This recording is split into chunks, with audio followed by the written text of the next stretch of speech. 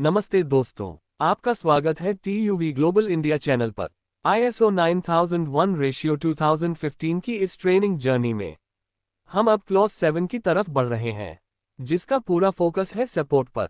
Clause 4 ने हमें context, interested parties और स्कोप समझाया। क्लॉज 5 ने लीडरशिप की भूमिका क्लियर की। क्लॉज 6 ने प्लानिंग, रिस्क्स और ऑब्जेक्टिव्स सिखाए। और अब क्लॉज 7 में बात होती है उस बैकबोन की जो पूरे QMS को चलाती है। क्योंकि प्लान चाहे कितना भी अच्छा हो, लीडरशिप जितनी भी कमिटेड हो, अगर ऑर्गेनाइजेशन के पास सही रिसोर्सेज, स्किल्ड लोग, इंफॉर्मेशन और इंफ्रास्ट्रक्चर नहीं है, तो QMS सिर्फ एक फाइल में बंद रिक्वायरमेंट बनकर रह जाएगा। क्लॉज 7.1 रिसोर्सेज यही सुनिश्चित करता है कि ऑर्गेनाइजेशन के पास वह सब कुछ मौजूद हो जो प्रोसेसेस को चलाने, मॉनिटर करने, कंट्रोल करने और कंटिन्यूअसली इंप्रूव करने के लिए जरूरी है। ये क्लॉज पूछता है, क्या आपके पास पर्याप्त लोग हैं? क्या उनके पास जरूरी टूल्स और मशीन्स हैं? क्या वर्किंग एनवायरनमेंट सपोर्टिंग है? क्या नॉलेज उपलब्ध और एक्सेसिबल है? और क्या आप उन रिसोर्सेज को सस्टेन कर सकते हैं?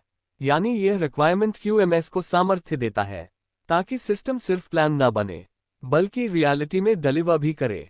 Overview of clause 7.1 resources. अब आगे बढ़ते हैं क्लॉज 7.1 रिसोर्सेज को समझने की तरफ, जो आईएसओ की नज़र में QMS का सबसे प्रैक्टिकल एवं जरूरी हिस्सा है। सबसे पहले बात करते हैं इस क्लॉज के उद्देश्य की।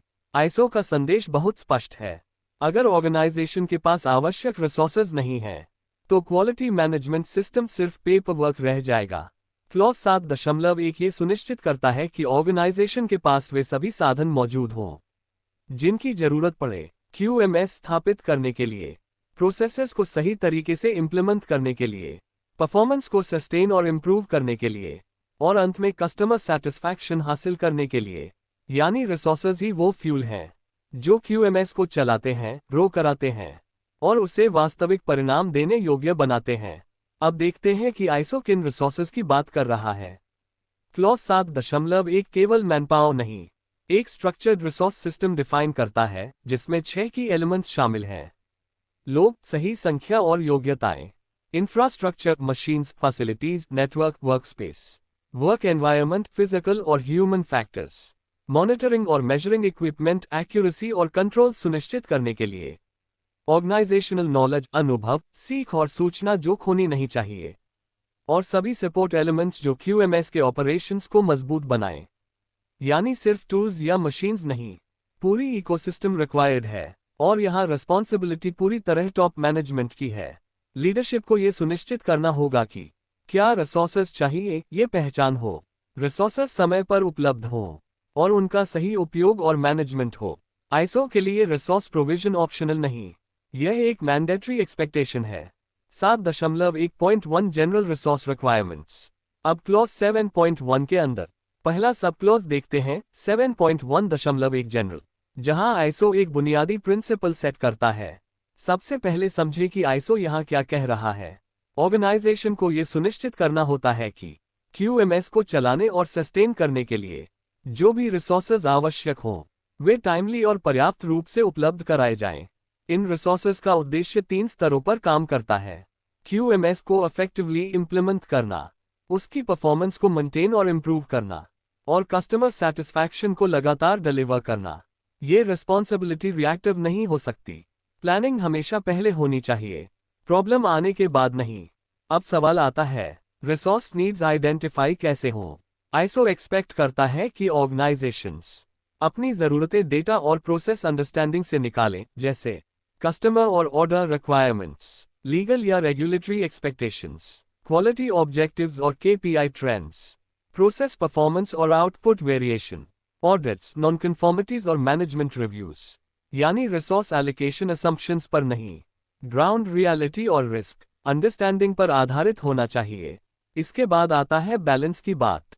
आईएसओ रिकॉग्नाइज करता है कि रिसोर्सेज अनलिमिटेड नहीं होते, पर वह ये भी एक्सपेक्ट करता है कि रिसोर्सेज एडेक्वेट हों, सही क्वालिटी और कैपेबिलिटी के हों और एफिशिएंटली मैनेज किए जाएं। ओवरस्टाफ या ओवरस्ट्रेच दोनों QMS परफॉर्मेंस को कमजोर कर देते हैं। सही संतुलन ही सस्टेनेबल कैपेबिलिटी देता है। और अंत में रिसोर्स प्लानिंग डायनामिक एक्टिविटी है। QMS एक मूविंग सिस्टम है, स्टैटिक नहीं। इसलिए रिसोर्स नीड्स बदलती रहेंगी जब नई टेक्नोलॉजीज अडॉप्ट हों, नए कस्टमर्स या प्रोडक्ट वेरिएंट्स आए, स्किल गैप्स या टर्नओवर हो, बिजनेस एक्सपैंड या रिस्ट्रक्चर करे। इसलिए ISO 9001 कहता है, रिसोर्सिंग एक बार की चेकलिस्ट नहीं, कंटिन्यूअस प्लानिंग और रिव्यू साइकिल है। 7.1.2 people providing adequate human resources. अब क्लॉज 7.1 का दूसरा हिस्सा 7.1.2 पीपल, जहां ISO बोलता है कि ह्यूमन रिसोर्सेज QMS की रीढ़ है। सबसे पहले रिक्वायरमेंट समझते हैं। ऑर्गेनाइजेशन ये सुनिश्चित करे कि पर्याप्त संख्या में लोग उपलब्ध हों ताकि प्रोसेसर्स ठीक से ऑपरेट हों, कस्टमर और क्वालिटी रिक्वायरमेंट्स पूरी करें, और पूरा QMS सस्टेन और इम्प्रूव हो सके। कभी कभी लोग कम होना मशीन ब्रेकडाउन से ज़्यादा सीरियस रिस्क बन जाता है, क्योंकि डिलीवरी, इंस्पेक्शन और कंट्रोल सब धीमे पड़ जाते हैं। लेकिन सिर्फ संख्या काफ़ी नहीं, सही कैपेबिलिटी और सही जगह भी उतनी ही जरूरी है। लोगों को जिम्मेदारी के हिसाब से स्किल्ड होना चाहिए। ऐसे रोल्स में असाइन होना चाहिए जो वे परफॉर्म कर सकें। ड्यूटीज और एक्सपेक्टेशंस क्लियरली समझ में आने चाहिए, यानी सही आदमी जोड़ सही स्किल जोड़ सही जगह इक्वल्स रिपीटेबल और स्टेबल आउटकम। ISO प्रोडक्शन में काम करने वालों के साथ साथ सपोर्टिंग रोल्स को भी क्रिटिकल मानता है। इसमें शामिल हैं प्लानिंग और शेड्यूलिंग, मेंटेनेंस और फैसिलिटी सपोर्ट, क्वालिटी इंस्पेक्शन और टेस्टिंग, परचेसिंग, स्टोर्स और लॉजिस्टिक्स, इंटरनल ऑडिट्स, डॉक्यूमेंटेशन और रिपोर्टिंग। क्योंकि अगर इन रोल्स में गैप हुआ तो इनडायरेक्टली प्रोडक्ट या सर्विस क्वालिटी इंपैक्ट हो जाएगी। और लास्ट में एक की एक्सपेक्टेशन। ISO मानता है कि इंप्रूवमेंट भी मैनपावर मांगता है, वो स्पेयर टाइम का काम नहीं है। ऑर्गेनाइजेशंस को यह सुनिश्चित करना चाहिए कि लोग उपलब्ध हों रूट कॉज एनालिसिस करने के लिए, करेक्टिव और प्रिवेंटिव एक्शंस इंप्लीमेंट करने के लिए, स्किल और नॉलेज डेवलपमेंट के लिए, एंड कंटिन्यूअल इंप्रूवमेंट एक्टिविटीज में योगदान देने के लिए। इंप्रूवमेंट तभी होता है जब उसके लिए डेडिकेटेड ह्यूमन एनर्जी और टाइम एलोकेट किया जाए। Ensuring competent and assigned personnel। अब आते हैं उस प्रैक्टिकल हिस्से पर जहां ISO सिर्फ लोगों की संख्या नहीं, उनकी कॉम्पिटेंस और असाइनमेंट पर जोर देता है। Competence matched to tasks. हर कर्मचारी के पास वह स्किल और नॉलेज होना चाहिए जो उसके काम के लिए जरूरी है। इसका मतलब है कि ऑर्गेनाइजेशन को सुनिश्चित करना चाहिए कि काम शुरू करने से पहले ट्रेनिंग मिले, स्पेशल प्रोसेस रोल्स जैसे वेल्डिंग, कैलिब्रेशन, टेस्टिंग के लिए क्वालिफिकेशन हो, अनुभव और कैपेबिलिटी को ध्यान में रखकर जॉब असाइनमेंट हो।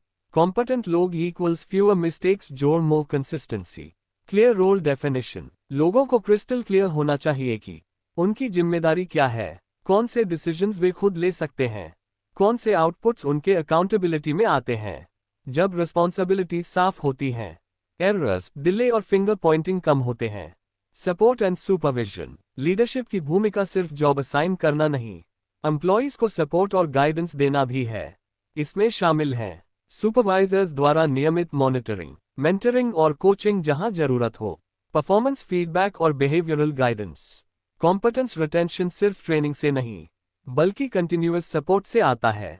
Evidence of competency. ISO उम्मीद करता है कि कॉम्पिटेंस प्रूवन हो, और इसके लिए ऑर्गेनाइजेशंस में अक्सर डॉक्यूमेंटेड प्रूफ होता है, जैसे job descriptions, skill competency matrices, training और refresher training records, qualification test, certificates. Competence दिखाया भी जा सके तभी QMS पर भरोसा बढ़ता है। 7.1.3 इंफ्रास्ट्रक्चर रिक्वायरमेंट्स।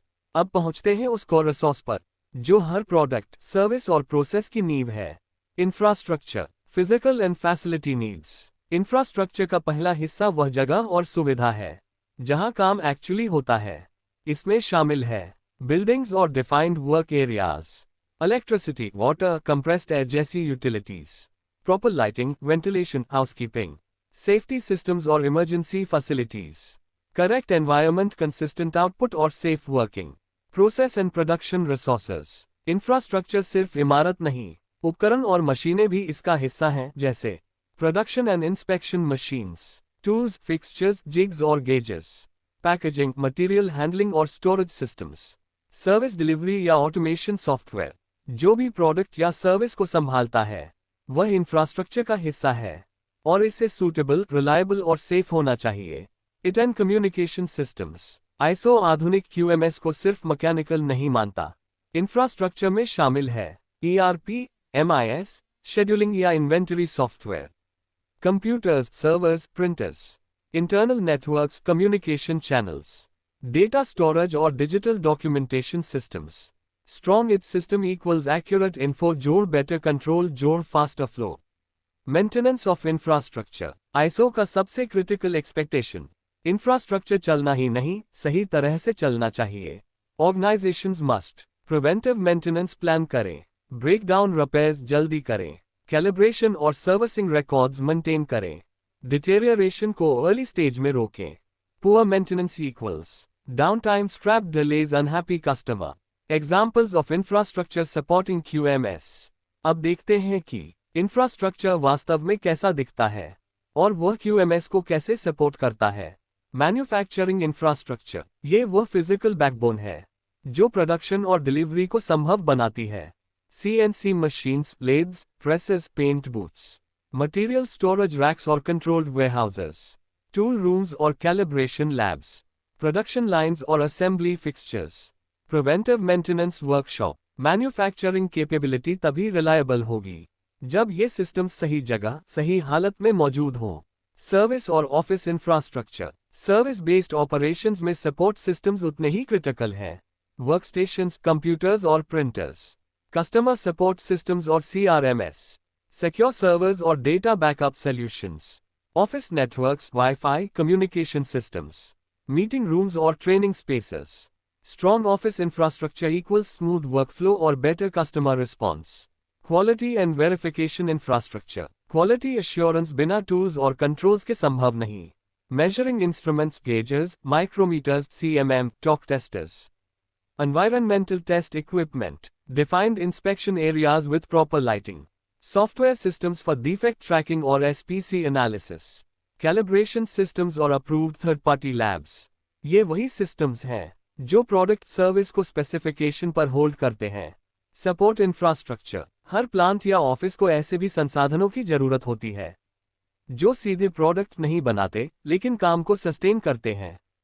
ट्रांसपोर्ट और material handling systems, forklifts, trolleys, cranes, safety equipment पे, फायर प्रोटेक्शन, अलार्म्स, हाउसकीपिंग और waste management facilities, clean and controlled work environments जहां आवश्यक, cafeteria, restrooms, changing rooms, worker wellbeing के लिए। सपोर्ट इंफ्रास्ट्रक्चर क्वालिटी, सेफ्टी और productivity को लगातार enable करता है। जब ये पूरा इंफ्रास्ट्रक्चर इकोसिस्टम जुड़ा हुआ, मेंटेन्ड और एक्सेसिबल होता है तभी QMS पूरी ताकत से काम करता है। 7.1.4 वर्क एनवायरनमेंट और ऑर्गेनाइजेशनल कल्चर। अब बात करते हैं उस रिसोर्स की जो हर अच्छे आउटपुट का आधार है। वर्क एनवायरनमेंट, ये केवल दीवारें और मशीनें नहीं है बल्कि वह माहौल है जहां लोग काम करते हैं और क्वालिटी परिणाम पैदा करते हैं। फिजिकल वर्क एनवायरनमेंट, आईएसओ अपेक्षा करता है कि संगठन ऐसी परिस्थितियां प्रदान करे जहां लोग प्रभावी और सही तरीके से काम कर सकें। क्लेanलीनेस और हाउसकीपिंग, प्रॉपर लाइटिंग और वेंटिलेशन, नॉइस कंट्रोल जहां आवश्यक, टेम्परेचर और ह्यूमिडिटी का नियंत्रण, साफ सुथरा और नियंत्रित वातावरण गलतियों और डिफेक्ट्स को कम करता है और काम की कंसिस्टेंसी बढ़ाता है। सेफ्टी एंड वेलबीइंग, वर्कप्लेस सुरक्षित होना आवश्यक है क्योंकि अनसेफ एनवायरनमेंट सीधे प्रोडक्टिविटी, मोराल और QMS को प्रभावित करता है। इसमें शामिल हैं पे और defined safety practices, emergency planning और evacuation readiness, ergonomic working conditions ताकि फटीग और इंजरी कम हो, वर्कर वेलबीइंग मजबूत होगा तो ध्यान, सटीकता और आउटपुट बेहतर रहेगा। Human and social factors, ISO ये भी मानता है कि क्वालिटी केवल प्रोसेस से नहीं बनती, ये लोगों की सोच और व्यवहार से भी बनती है। ध्यान देना होगा मोटिवेशन और मोराल, डिसिप्लिन और टीम वर्क, रिस्पेक्टफुल कम्युनिकेशन और कोऑर्डिनेशन। एक हेल्दी कल्चर क्वालिटी को सस्टेन करता है। Behaviour aligned with quality, work environment तभी प्रभावी है जब लोग स्टैंडर्ड्स को फॉलो करें और बेझिझक इश्यूज शेयर कर सकें। लीडरशिप को आगे बढ़कर सपोर्ट करना चाहिए। स्टैंडर्ड्स का पालन और सही प्रैक्टिस, प्रॉब्लम्स और डिविएशंस की तुरंत रिपोर्टिंग, रिस्पॉन्सिबिलिटी और अकाउंटेबिलिटी, काइजन और इम्प्रूवमेंट सजेशंस का स्वागत। क्वालिटी तभी मजबूत बनती है जब सही माहौल और सही व्यवहार साथ साथ चले। 7.1.5 मॉनिटरिंग और मेजरिंग रिसोर्सेज। अब हम आते हैं उस रिसोर्स पर जो क्वालिटी को प्रूव करता है।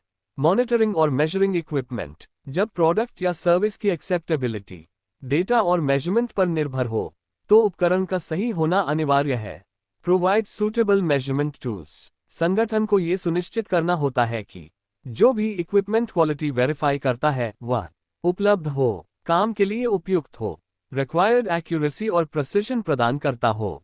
गलत गेज या असंगत इंस्ट्रूमेंट सही प्रोडक्ट को रिजेक्ट कर सकता है और गलत प्रोडक्ट को एक्सेप्ट भी कर सकता है।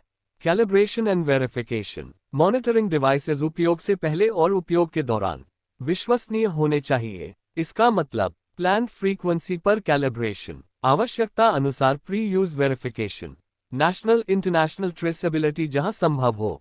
कैलिब्रेशन का हर रिकॉर्ड संगठन के पास डॉक्यूमेंटेड होना चाहिए, क्योंकि कोई भी मेजरमेंट तभी वैलिड माना जाएगा जब उसका बेस स्टैंडर्ड क्लियर हो। Control of non conforming equipment, अगर कोई मेजरिंग डिवाइस कैलिब्रेशन में फेल हो जाए, डैमेज या व्यय की वजह से इनएक्यूरेट हो, आउट ऑफ टॉलरेंस पाया जाए, तो संगठन को तुरंत कार्रवाई करनी होगी। डिवाइस को आइडेंटिफाई कर टैग करना, उसे आइसोलेट करना या सर्विस के लिए भेजना। इम्पैक्ट एनालिसिस करना कि उसने किन प्रोडक्ट्स या प्रोसेसेस को अफेक्ट किया हो सकता है। जरूरत पड़ने पर रीचेक, रिवर्क या रिकॉल। ये स्टेप सबसे क्रिटिकल है, क्योंकि गलत मेजरमेंट का असर पूरे बैच और ग्राहक तक जा सकता है।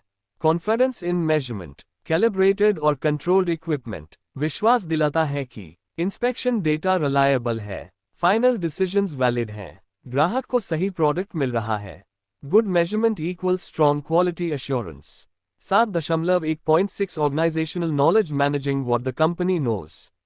अब हम आते हैं उस रिसोर्स पर जो दिखाई नहीं देता लेकिन हर प्रोसेस और रिजल्ट को प्रभावित करता है। ऑर्गेनाइजेशनल नॉलेज, ये वह ज्ञान है जिससे कंपनी अपने काम को इफेक्टिव, कंसिस्टेंट और रिलायबल तरीके से कर पाती है। What organizational knowledge means, organization को वह ज्ञान बनाए रखना चाहिए जो उसे सक्षम बनाता है प्रोसेसेस को सही तरह से चलाने के लिए, प्रोडक्ट्स और सर्विसेज को कंफॉर्मिंग बनाने के लिए, परफॉर्मेंस को स्थिर और नियंत्रित रखने के लिए। ये नॉलेज सिर्फ दस्तावेजों में नहीं होता, बल्कि दिन प्रतिदिन के अनुभवों में भी छिपा होता है। Types of knowledge, organizational knowledge दो स्रोतों में फैलता है। इंटरनल नॉलेज, सीनियर या अनुभवी कर्मचारियों का अनुभव, पास्ट मिस्टेक्स से सीखे गए lessons. SOPs, work instructions, checklists, internal best practices जो वर्षों में विकसित हुए हैं। एक्सटर्नल नॉलेज, इंडस्ट्री स्टैंडर्ड्स और regulatory guidelines, customer specific requirements, supplier सीख या टेक्निकल मैनुअल्स, एक्सटर्नल ट्रेनिंग या टेक्नोलॉजी अपडेट्स। दोनों मिलकर क्यूएमएस को मजबूत बनाते हैं। प्रोटेक्ट, शेयर और रिटेन नॉलेज, आईएसओ इस नॉलेज को सिर्फ रखने की नहीं, बल्कि सुरक्षित और साझा करने की अपेक्षा करता है। इसका मतलब है कि संगठन को आइडेंटिफाई करना कि कौन सा नॉलेज क्रिटिकल है, नॉलेज लॉस को रोके, खासकर जब लोग लीव करें। ट्रेनिंग, मेंटरिंग और डॉक्यूमेंटेशन से नॉलेज साझा करे। लेसन्स लर्न्ड को कैप्चर कर भविष्य में उपयोग करे। Knowledge locked in one person equals organizational risk. Updating knowledge is business evolves. Knowledge एक लिविंग रिसोर्स है। जैसे जैसे संगठन बदलता है, वैसे वैसे नॉलेज भी बढ़ना चाहिए। अपडेटेड नॉलेज की जरूरत होती है जब नई टेक्नोलॉजी अडॉप्ट की जाती है, नए प्रोडक्ट या प्रोसेसेस जोड़े जाते हैं, कस्टमर या रेगुलेटरी एक्सपेक्टेशंस बदलते हैं, इंडस्ट्री में नई बेस्ट प्रैक्टिसेस इमर्ज होती हैं। स्ट्रॉन्ग नॉलेज बेस का प्रभाव स्पष्ट होता है। ऑर्गेनाइजेशन स्थिर रहती है और बदलाव के साथ आसानी से अनुकूल होती है। ये क्लॉज याद दिलाता है कि मशीन्स और लोग अकेले पर्याप्त नहीं, सही ज्ञान भी उतना ही महत्वपूर्ण है। इंडस्ट्री एग्जाम्पल्स और की टेकअवेज। अब देखते हैं कि क्लॉज 7.1 वास्तविक उद्योग में कैसे काम करता है। मैन्युफैक्चरिंग एग्जाम्पल, पीपल और मशीन्स। एक स्टैंपिंग प्लांट में मशीन इंस्टेबिलिटी के कारण रिजेक्शन बढ़ रहा था। कंपनी ने 2 स्टेप लिए। प्रिवेंटिव मेंटेनेंस सिस्टम लागू किया, ऑपरेटर्स को रिपीट स्किल बेस्ड ट्रेनिंग दी। परिणाम, मशीनें अधिक स्थिर चली, फर्स्ट पास यील्ड में सुधार आया, रिवर्क और वर्कलोड स्ट्रेस कम हुआ। यह दिखाता है कि लोग जोड़ मशीनें इक्वल्स नियंत्रित process performance. Service example, knowledge और कॉम्पिटेंस। एक लॉजिस्टिक्स कंपनी ने कई एक्सपीरियंस्ड कोऑर्डिनेटर्स खो दिए। रिस्क ये था कि रूटिंग नॉलेज सिर्फ उन्हीं व्यक्तियों के पास था और उनके जाने से एरर्स बढ़ने लगे। ऑर्गेनाइजेशन ने एक्शन लिया, प्रोसेस मैनुअल्स बनाए, एम्प्लॉइज को क्रॉस ट्रेन किया, बैकअप रोल्स असाइन किए। परिणाम, कस्टमर डिलेज कम हुए, डिपेंडेंसी किसी एक व्यक्ति पर खत्म हुई, वर्कफ्लो ज्यादा स्थिर हुआ। यह दर्शाता है कि नॉलेज रिटेंशन और ट्रांसफर QMS की रीढ़ है। गुड एनवायरनमेंट एग्जाम्पल, एक मैन्युफैक्चरिंग प्लांट ने लाइटिंग सुधारने और एर्गोनॉमिक्स ठीक करने पर ध्यान दिया। सीधा असर दिखाई दिया, ऑपरेटर्स ने कम मिस्टेक्स की, प्रोडक्टिविटी बढ़ी, फटीग और फ्रस्ट्रेशन में कमी आई। वर्क एनवायरनमेंट क्वालिटी आउटपुट को सीधे प्रभावित करता है, यह ISO का स्पष्ट संदेश है। को टेकअवेज, पर्याप्त लोग, कौशल और जागरूकता उपलब्ध कराएं। मशीन्स, टूल्स और सिस्टम्स की मेंटेनेंस सुनिश्चित करें। मेजरिंग इंस्ट्रूमेंट्स भरोसेमंद और नियंत्रित रखें। ऑर्गेनाइजेशनल नॉलेज को कैप्चर और शेयर करें। अच्छा वर्क एनवायरनमेंट परफॉर्मेंस और मोटिवेशन दोनों बढ़ाता है। क्लॉज 7.1 हमें रिमाइंड कराता है कि क्वालिटी सिर्फ रूल्स से नहीं आती, उसके लिए सही पीपल, सही मशीन्स, सही एनवायरनमेंट और सही नॉलेज लगातार उपलब्ध होना जरूरी है।